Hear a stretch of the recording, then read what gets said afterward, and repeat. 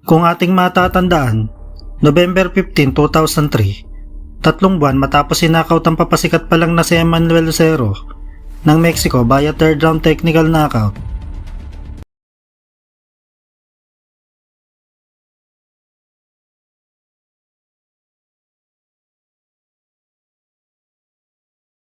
Nabigyan ng pagkakataon si Manny Pacquiao na sagupain si Marco Antonio Barrera, na isang Mexican superstar at ring icon sa featherweight division. Sa edad na 24 years old at ng panahong ito, si Barrera naman ay may edad na 29 years old. Isa ito sa mga pinakatumatak na laban ng pambansang kamao na siyang nagbukas ng malaking pinto sa isang Manny Pacquiao para mas makilala pa ang kanyang pangalan. Ito ang labang matagal na pinangarap at paulit-ulit na hiniling ng pambansang kamao sa dati niyang business manager na si Rod Nazario. Kaya naman nang malamang ikinasa na ang labang ito kay Barrera, abot-abot ang pasasalamat ni Pacman na napagbigyan na ang kanyang hiling na makasagupa ng Mexican fighter. Nang panahong ito, si Barrera nga ay isang recognized lineal featherweight champion at isa sa mga itinuturing na pinakamahusay na boksingero ng Mexico dahil sa pambihirang galing nitong makipaglaban sa ibabaw ng lona.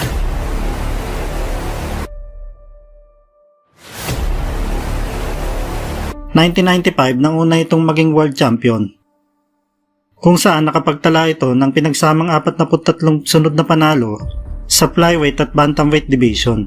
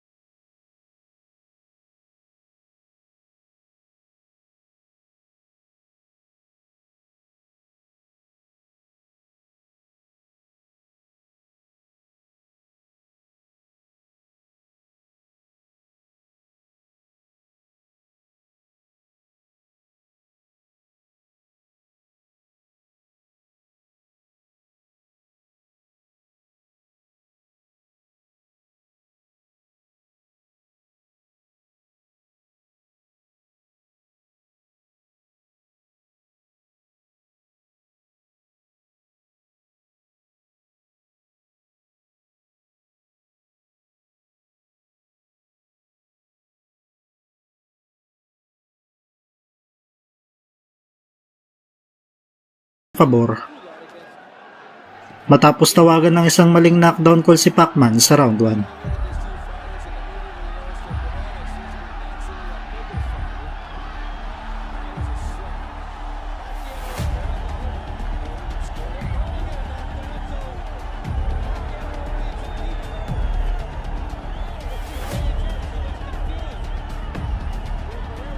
Nagawa mang makapuntos ni Barrera ng isang knockdown call kay Pacman, bunga ng isang maling officiating ng referee sa round 1, ay hindi nawala sa kanyang agresibong estilo si Pacman.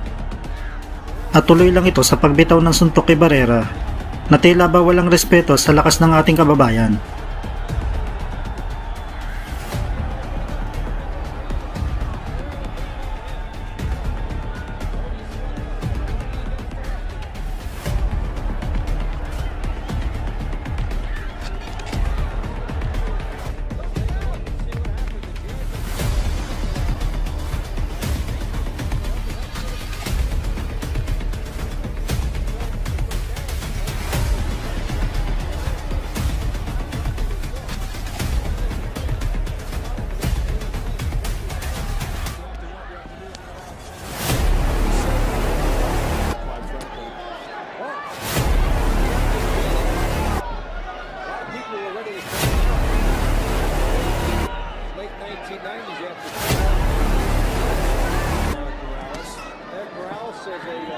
tough fight. It might have been the most legitimate of losses. Junior Jones was a guy that was just too big for him. But a lot of guys don't come back from that. As Barrera basically reinvents himself, came back a lot stronger. Became more of a boxer. Exactly. Pacquiao thinks he got the Barrera. Barrera does not think so. And Pacquiao first place nicely there. Well, he's got quick hands. Pacquiao getting in. He's doing it right now. Pacquiao, Derby best work, and he drove Barrera. Very important, he was able to answer Barrera's last rounds to give it for him. Two stiff lefts right there. Barrera slowing down and ready for Pacquiao to cut the head. Put Pacquiao into the big guy's hand as Barrera tried to suck it in. He had to get to the right hand, and Pacquiao back on the inside. Well, how much fun is this? Fans are running this like fast. Pacquiao is going to get his money's worth here as he opens it up and gets the 2 rounds. A war into one. We talk about a battle of attrition. This is it. We got to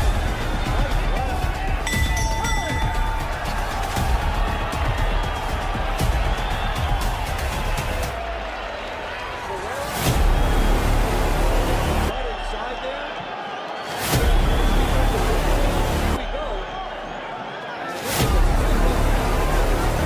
And that's Freddie Roach training. At dito nga matitikman ni Barrera ang bangis ng suntok ng boksingerong inakala lang nilang magugulpi sa laban. Nang lumapat na sa mukha ng paboritong Meksikano ang kamao ng ating pambato.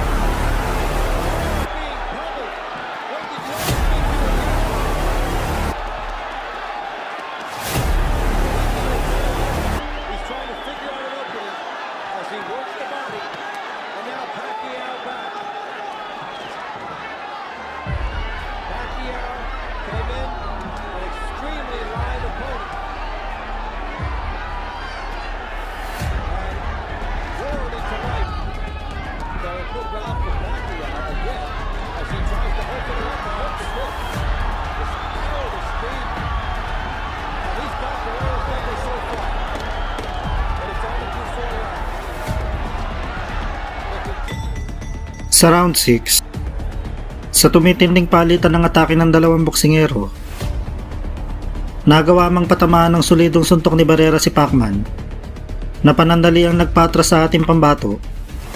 Pero dahil sa mas kaya ni Pacman ang mga binabatong suntok ni Barrera, nanatili itong nakatutok sa laban, kung saan nakapagpatama ulit ito ng isang solidong kaliwa na mas lalo pang magpapalambot kay Marco Antonio Barrera.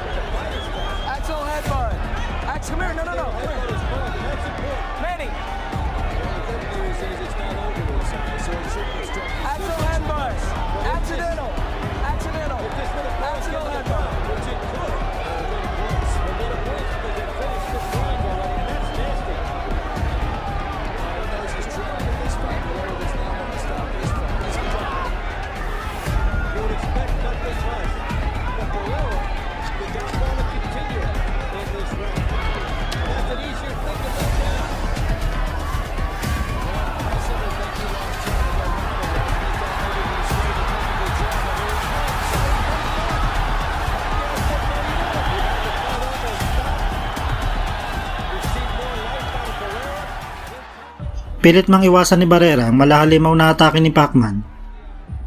Sa round 8, wala na itong magawa kundi ang sumalo ng suntok ni Pacman. Nakaliwat kanan pa rin kung bumayo ng atake sa kalaban. At sa round nga na ito, kitang-kita ang pagkabahala ni Oscar De La Hoya na boxing promoter ni Marco Antonio Barrera. Dahil bugbog sarado na ito at hindi na malaman ang kanyang gagawin sa laban.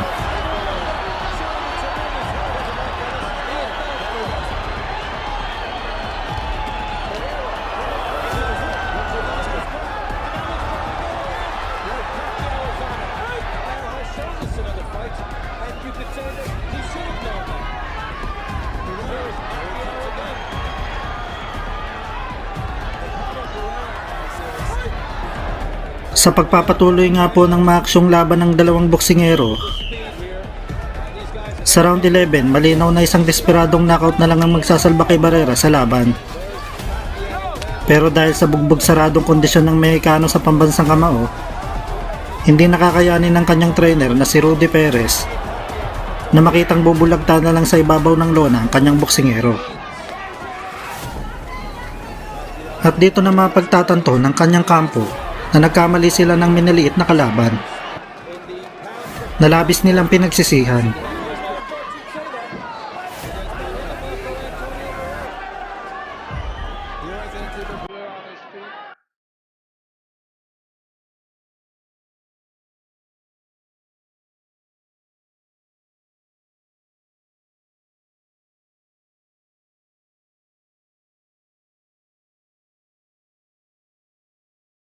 Ang panalong ito nga po ni Pacquiao kay Barrera ang nagbigay sa ating pambato ng ikalawang lineal championship title.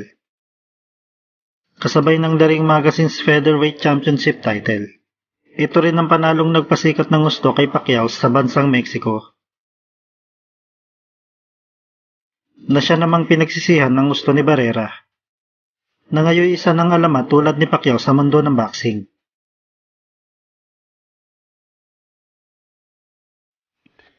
Yeah, boy.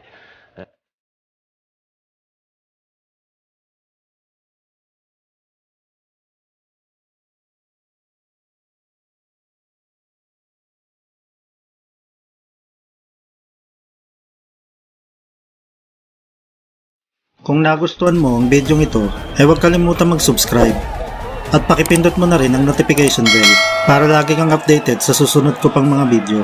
Maraming salamat po and God bless.